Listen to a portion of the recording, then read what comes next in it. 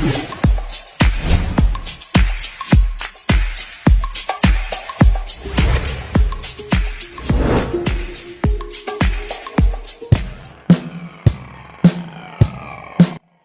review tayo ng ating solar setup. Sa ating small solar setup. Ito yan. Ang ating MPPT. Isa na kalipas natin ng vlogs. Ito yung ating ginagamit. Exactly 11:02 AM. Ngayon sa ating puno na po yung ating battery. 14.2. Ayan. Wala tayong load. Gamit natin battery, 50H ng Pony Energy. Sinapansin lang tayo, medyo humina yung harvest nitong ating MPPT. Parang mataas lang yung 1.8, 1.9. Dati nag 3 at 4 ampere ang kanyang harvest. Nagamit tayo ng 160 watts na solar panel. Hindi natin alam kung anong nangyari. Pero as of 11 AM, 11:02, yan po, puno na po yung ating battery. Tingnan natin sa taas kung anong nangyari. Update ko kayo mamaya. Siguro hugasan natin, siguro sobrang alikabok na yung panel natin. Dililisin natin guys yung ating solar panel. Taas tayo, hintayin natin bumaba yung araw kasi sobrang init ng yero. Ayun lang natin ito na ito. Wala tayo ng basa. Nagkas natin gamitin. Hindi ka natin ito.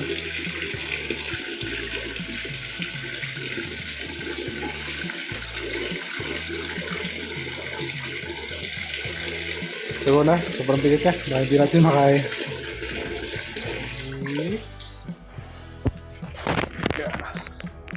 Ito. Tatas tayo dito guys. Ito na yung daan natin mababa. Hirap kasi tumas na. Okay guys, update ko kayo pag nasa taas na ako.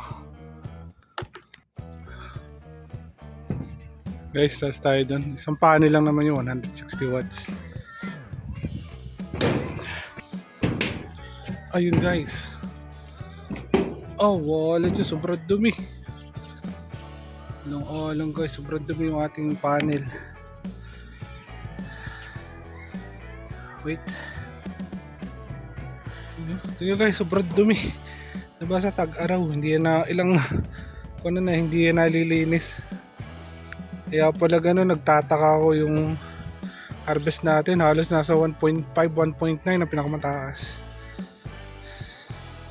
Guys, baba lang ako. Update ko kaya. Okay, so, paano mag-harvest to? Sobrang dumi.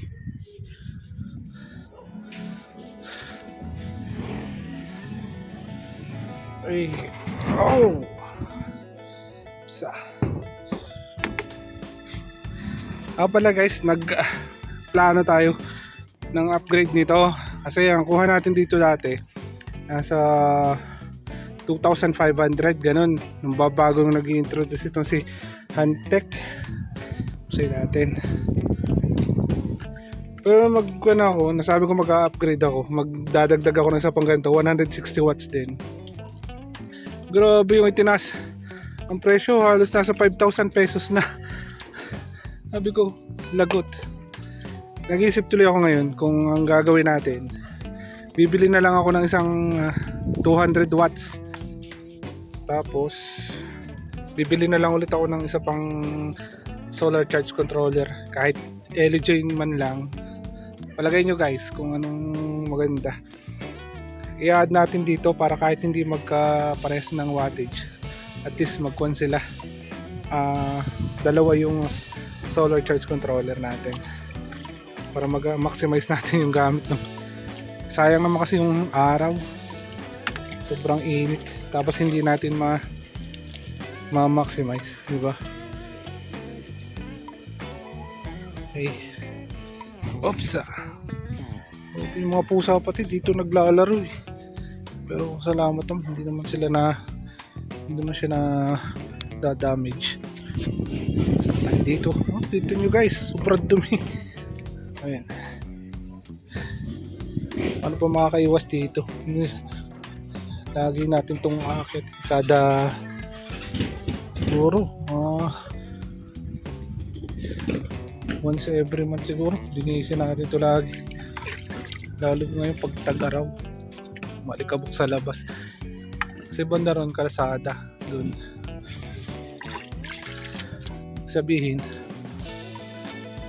yung mga alikabok, sobrang alikabok pati dito sa amin, lahat dun dito pumupunta. Guys, ano to, nakatama na tayong ating natin yung ilalim. Ay, okay pa naman yung ilalim. Wala naman siyang damage. So far, so good pa naman. Lang tayo dito guys. Apektado talaga yung harvest niya. So tayo dito. Bilisin natin lahat dito. Sa dulo. Nagkadami siya ata ito. Napakalaking tulong nito guys, kahit ito 160 watts lang, isang solar charge controller, 50 ampere hour, napakalaking bagay. Lalo pa ngayon nagmahal yung singil sa kuryente. Ayan, okay na ata siya. Okay nga, iba-iba yung tsura niya. Para naman doon sa kanina, sobrang dumi talaga. Bukas natin ma-observe kung anong harvest nito. Kaso may pasok tayo, hindi natin mo-monitor. Itatanong ko na lang kay Mrs. kung anong harvest niya.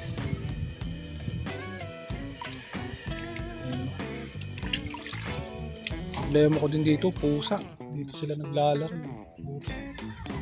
Puro dumi ng pusa doon. Pusa talaga yun. Na guys, tapusin ko lang to. Yun nga guys, nakakuha na natin. Nalinis natin yung panay.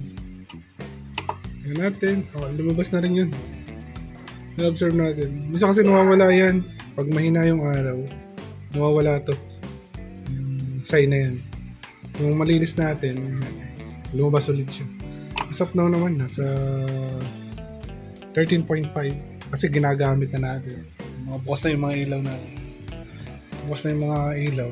Kaya, siyempre, bawas na rin siya.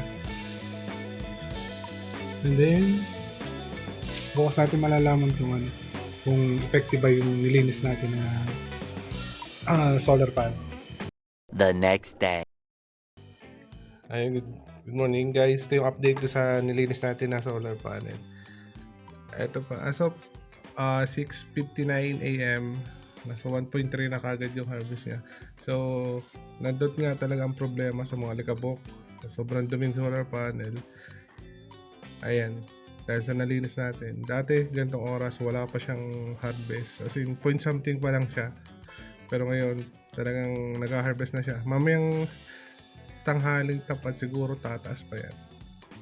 At ito nga pala 13.2 sa buong magdamag, yan ang nagamit natin, yun na natira doon sa battery natin.